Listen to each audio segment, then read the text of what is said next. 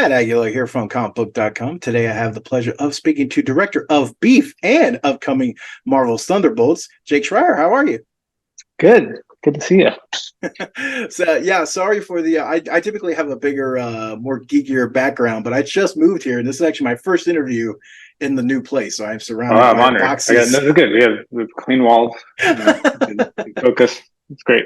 So one of the things with Beef, it starts out so like it immediately hooks you from that first episode, and it gets you involved in these two people's lives, but also, of course, they're supporting, their family members are just as big a part of it.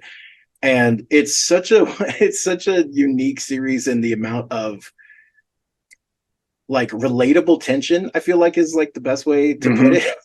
It's all stuff you can relate to. We've all had moments that feel like they have a bigger impact on our lives than what you maybe immediately suspect. Obviously you did 6 episodes of the series, and some of the most some action-packed ones, some that were like kind of more introspective. Coming away from the series, like what was the thing you take away from this series most? Well, I think it's interesting what you talked about, and Sunny or Lee Sung Jin, who created it and directed his first episode on the last one.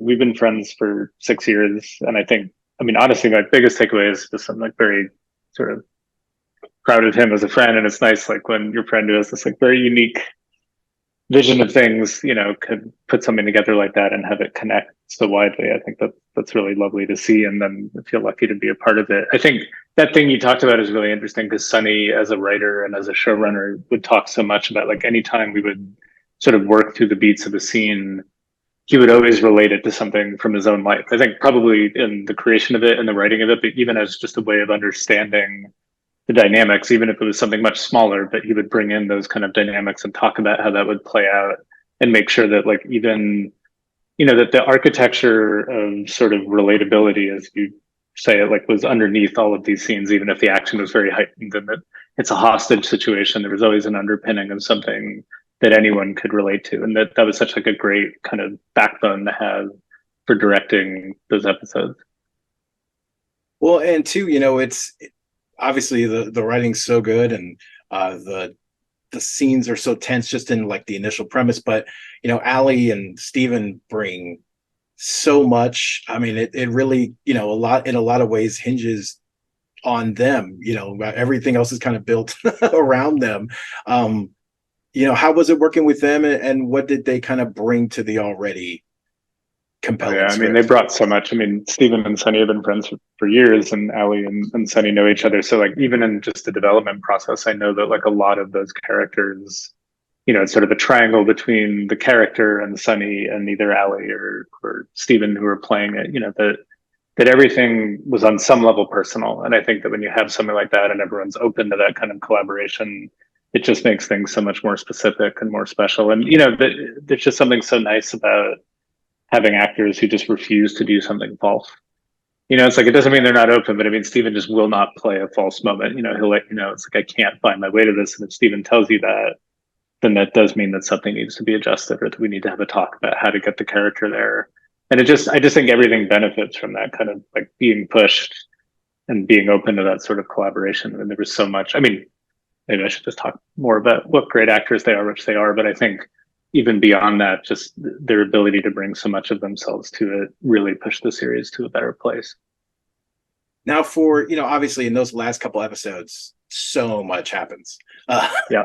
there's so much going on. Some brutal deaths, and like you said, their performances are really what kind of keep you grounded and invested when things just like hit the fan. Was Mm-hmm. there any big changes kind of going into that? How you wanted the series to end? Was that kind of the idea settled pretty early on? Were there any kind of changes as you guys were moving through the episodes at all as to how this was going to end? There definitely were changes. I mean, Sonny had a very clear idea of where he wanted it to go, but along the road to getting there, I mean, he's talked a little bit about like more people used to die, and then he sort of got talked out of a few of the deaths. And I think the method of the deaths changed. I think at one point, Jordan was going to fall and be impaled on the Tamago chair. But then Grace designed this beautiful chair that would not impale you, and the panic room idea came into it. I don't think there was a balcony that we could find at the location. So there certainly were, adjustments, but I think the overall trajectory, like that's one thing that's great with Sunny, is he has like a graph of all of the character arcs and knew where the series was headed from the beginning. But those two episodes, especially 9 and 10, were the only ones that weren't written before we started production. Mm. And so it was kind of this process of like trying to make the whole show and then find exactly what those were going to be. And in a way that was sort of nice because you could modulate it based on what we had already shot to some degree and find ways of planting things that would echo into to 9 and 10. And I think like, as you mentioned, like as far as grounding it, that was one of the things that was so nice is that obviously episode 9, I mean, it is this crazy episode and people are being cut in half and there's SWAT teams outside. But I think maybe the best moment of the episode is still in just that conversation between Danny and Paul and Stephen finding this incredibly honest and open moment in there. So like that to me in a way is more like if I'm proud of something in that episode, it's being able to balance that where it doesn't just become hijinks and action. And I mean, that stuff is fun for sure, but it would be a disservice to what like an incredibly strongly character grounded show Sunny wrote if we didn't have those moments within that climax. And having actors like that can bring it amidst all of that chaos is just, it's a treat. Well, and people are really loving the ending. And it's one of those things, right? When you have a successful show and you have one that the fans like, it's kind of like, okay, well, some people don't want it touched, like some people just want to leave that there. And then others are like, well, we want more. How do you guys balance that idea? Are you open to that? Do you want to kind of keep it as its own thing, one and done? I know Sonny's thinking about it. I mean, I can't, I'm going to let him kind of find his way to whatever that is. But I think that, I trust, I've heard a lot of show ideas from him over the years and they're all pretty brilliant and out there. And I think that if there's anyone that can figure out if it is going to continue, like what that would look like, like it won't be what people are arguing, like, should it keep going? Should it not? Like, if it does, it won't be, I think, what people are expecting. So. Yeah, no. And I feel like that's almost got to be the way, right? Because it can't, because then it's like people just set themselves up for disappointment and things. Sure. Yeah. Well, and it's awesome too, because your next project obviously is Thunderbolts, something that a bunch of people in my neck of the woods and fans of comic book are super excited about. But it's also awesome that, I don't know, things change, right? Teams change and people kind of move in and out, but like, it's really a little mini beef reunion because you've got Steven, you've got Lee jumping in on the writing, how did that kind of just naturally happen? Had you guys talked about, well, maybe I'm working on this? Like, how did that kind of happen?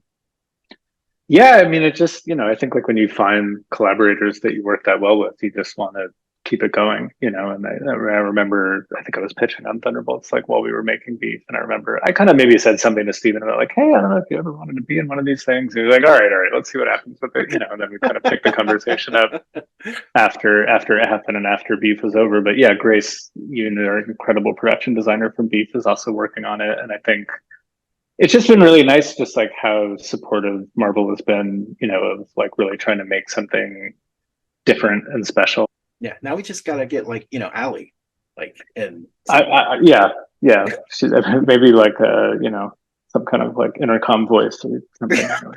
Just gotta make the full picture.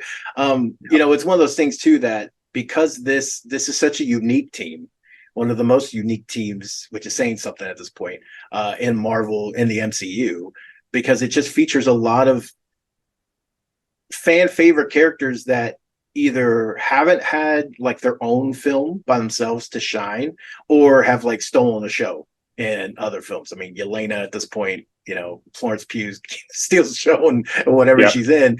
But like, you could say the same for like so many of these characters. And so because it's such an expansive team, what are you taking from Beef to kind of what is carrying over from some of that, if anything, to kind of your approach to trying to make all these people relatable in some way and also kind of tell this larger story?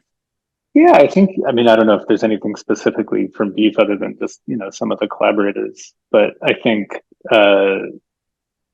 more than anything, I just feel like really grateful to have such an incredible cast. I mean, it's just such an unbelievable group of actors to have to work with. And I think, you know, it's a pretty different story that we're trying to tell with them. And it's about stuff that's personal and not just, you know, um, I don't know how to put it, but I mean, they're like, what you want to do is you want to give actors like that character work that is a real kind of grit and is grounded, and that there's material for them to work with that really lets them shine. And I don't know, I'm just very excited about getting on set and getting to work with them on that. So Well, and you know, it's I imagine it's hard to pick a favorite.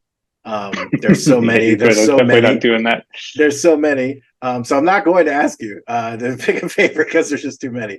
But one of the things that has come up is whether this is like a kind of, because all of these characters come from, a lot of them anyway, come from other films or other franchises. Black Widow, Falcon Winter Soldier, all. So we have this kind of mingling of characters that have some of their backstory already filled in those and are carrying over with storylines.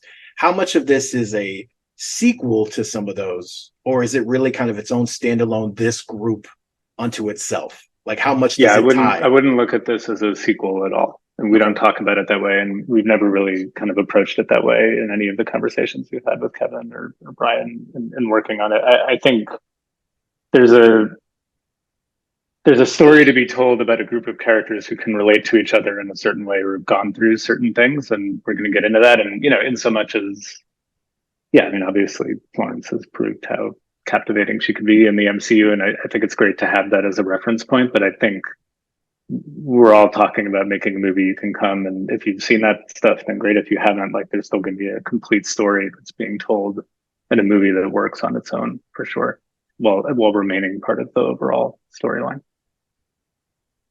Well, awesome. Well, I can't thank you enough for the time. You know, congratulations on Beef. It's tearing things up. Also, I would be remiss to not mention our Comic Book Nation podcast co-host Kofi Outlaw is a massive Dave fan. Oh wow, yeah. So kudos on Dave, and you know, Rankin Robot is fantastic. So kudos on the amazing work. Can't wait to see what's up next.